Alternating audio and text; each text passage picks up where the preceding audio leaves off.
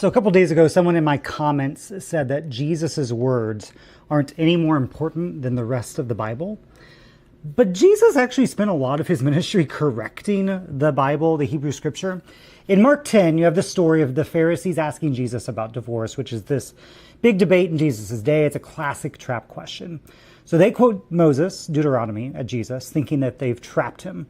But Jesus actually says that Moses wrote what he wrote about divorce, permission to write a certificate of divorce, because of your hard or unyielding hearts. And so, in other words, Jesus just said that a biblical command existed only because people were being stubborn jerks.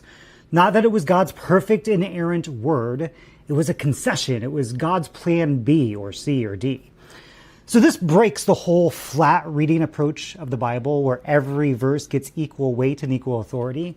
Because here's Jesus saying, sure, Moses wrote that, but that's not the plan. That's not the best idea. The Hebrew prophets, they knew this too. They promised new covenants that would replace old ones. Jeremiah says God would write a new law on people's hearts because the old system wasn't working. Ezekiel actually says that the animal sacrifice system was a human creation and not God's idea. Even in the Pentateuch, the first 5 books of the Bible, you've got tons of contradictions and debates and multiple law codes all arguing with each other. The Bible is not a flat manual. It is a library of conversations across centuries. And what too many Christian interpreters seem to forget is that from a Christian perspective, Jesus is supposed to be God in the flesh, God's self.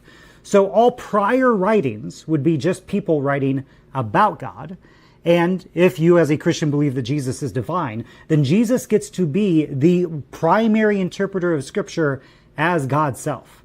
So in this Mark passage, Jesus is actually protecting women from being abandoned by men who want to trade wives without financially supporting their original ones. Then immediately, not accidentally, Mark writes that Jesus welcomes children that everyone else is pushing away. The through line is that Jesus is protecting the vulnerable. So while modern divorce prohibitions often protect men's control over women, Jesus' rules protected women from abandonment. And a healthy modern interpretation about divorce should actually celebrate divorce whenever it's helping a spouse get free from abuse or neglect or other unhealthy situations. Maybe the question about the Bible and what it says isn't just, what does the Bible say? But are we allowing Jesus to be our primary interpreter? And are we following the right spirit when we read it?